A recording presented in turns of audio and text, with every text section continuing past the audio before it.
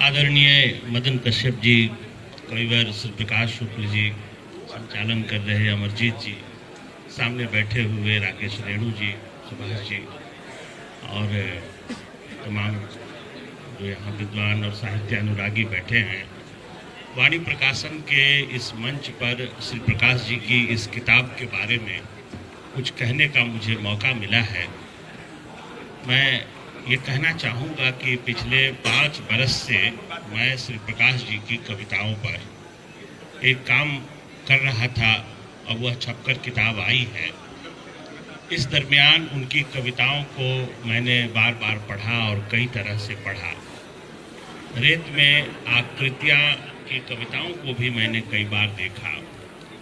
उन सबके आधार पर और श्री प्रकाश जी को पिछले कुछ वर्षों से, लगभग 10 वर्षों से ज़्यादा हो गया वह समय, इतने वर्षों से उन्हें जानने, उनकी कविताओं को पढ़ने और उनकी गतिविधियों को सबको शामिल करके मैं टिप्पणी करना चाहूँगा कि देखिए, श्री प्रकाश जी बनारस के कवि हैं, गंगा के इस पार के भी कवि हैं और उस पार के भी कवि हैं।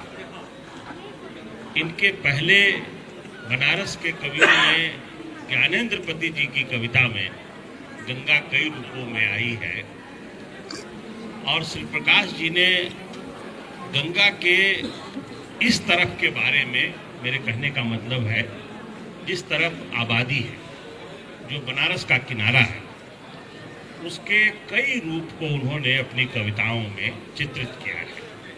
यहाँ तक कि मणिकर्णिका, जहाँ पर लाशें जलती हैं, उसे लेकर के भी उन्होंने बहुत उत्सवधर्मी कविता लिखी है कि महाश्मशान, और उसमें शैव दर्शन का जो घुला मिला रूप है बनारस के जनजीवन में, उसे भी उन्होंने अपनी कविता का सांस्कृतिक बोध बनाया है। गंगा के किनारे जो जीवन जिया जा रहा है, जिसमें ज़्यादातर अपनी जीविका तलाशने वाले लोग हैं, उसमें पंडे भी हैं और उसमें मल्लाह भी हैं, निषाद भी हैं, चाय बेचने वाले भी हैं, उसमें नाव चलाने वाले और पूजा पाठ कराने वाले, सफाई करने वाले, न जाने कितने तरह के लोग हैं जो अपनी जीविका बनारस के उस तट पर प्राप्त कर रहे हैं। आप में से ज़्यादातर लोगों को सोशल मीडिया के माध्यम से मालूम होगा कि श्री प्रकाश जी गंगा के उन तटों पर यात्रा करके एक काल्पनिक विश्वविद्यालय का नाम देकर उस पर घूमते हुए, देखने में तो बहुत ये हल्की बात लगती है, लेकिन एक आध बार शामिल होकर मैंने भी देखा है कि श्री प्रकाश जी और उनकी पूरी टीम वास्तव में वहाँ के जनजीवन से जुड़ने की एक कोशिश करती है। उस यात्रा के माध्यम से उनकी समस्याओं को भी जानने की कोशिश, उनके समाधान की भी कोशिश। और कब लोगों को मालूम होगा कि वहाँ पर शवदाह कराने वाले जो डोम जाति के लोग हैं, उनका भी अच्छा खासा वहाँ पर रहन सहन है, उनकी ठीक ठाक आबादी है, जीवन है, उन सबको भी इन्होंने जोड़ा है। वहाँ पर भारत के दूसरे प्रदेशों के लोग भी हैं, जैसे सुब्रमण्य भारती के नाम से एक पुरस्कार भी एक कवि को दिया गया था पुरस्कार। तो साउथ इंडिया के लोगों को भी जोड़ने की कोशिश, मठ और संप्रदाय और मंदिर के नाम पर ना जाने कितने ढंग की भारतीय संस्कृति के रूप वहाँ पर बसे हुए हैं, उन सब से जुड़ने की कोशिश आपने की। श्री प्रकाश जी के ध्वज को देखकर और इन गतिविधियों को देखकर, मंदिर और मठों और ऐसी जगहों पर जाती हुई उनकी गतिविधियों को देखकर शक हो सकता है कि श्री प्रकाश जी कहीं बहुत किसी पुरानी चीज़ के आग्रही तो नहीं हैं, लेकिन शामिल होकर के आपको ऐसा नहीं लगेगा।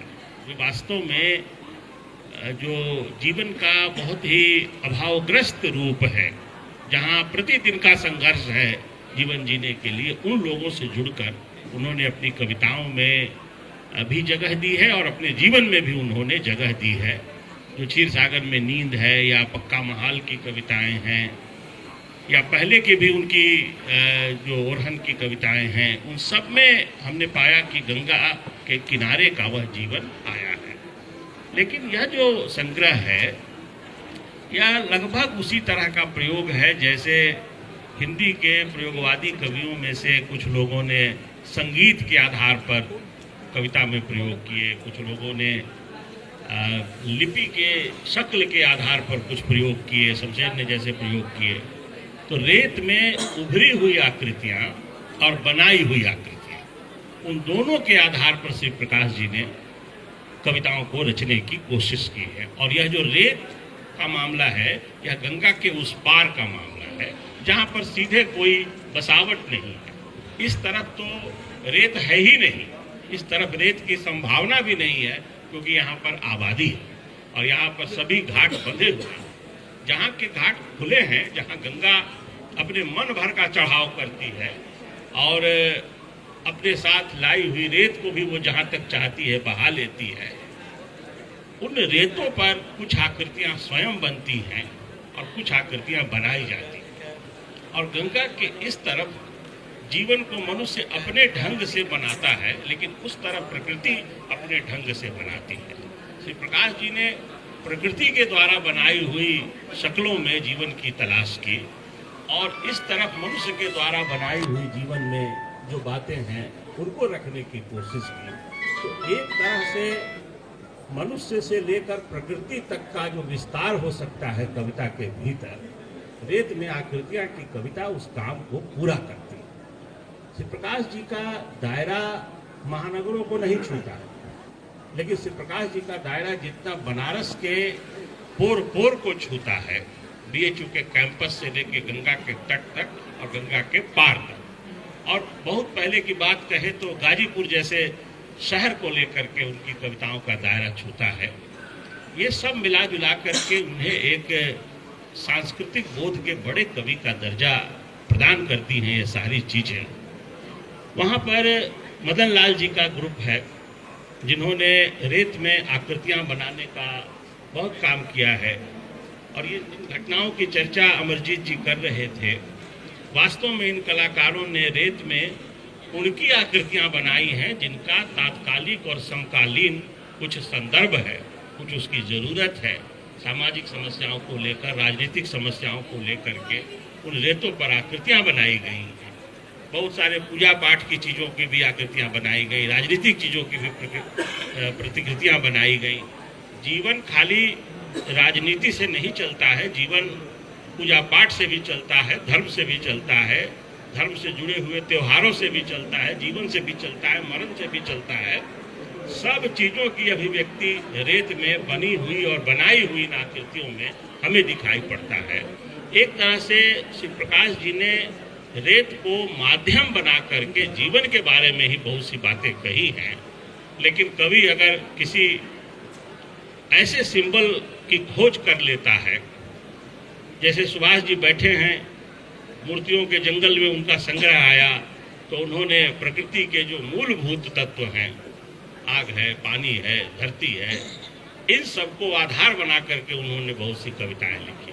कभी किसी चीज की खोज कर लेता है, बच्चन की तरह अगर मधु की खोज करके, मधुशाला की खोज करके और कविता को एक अर्थ देता है, तो वह एक उसकी उपलब्धि होती है।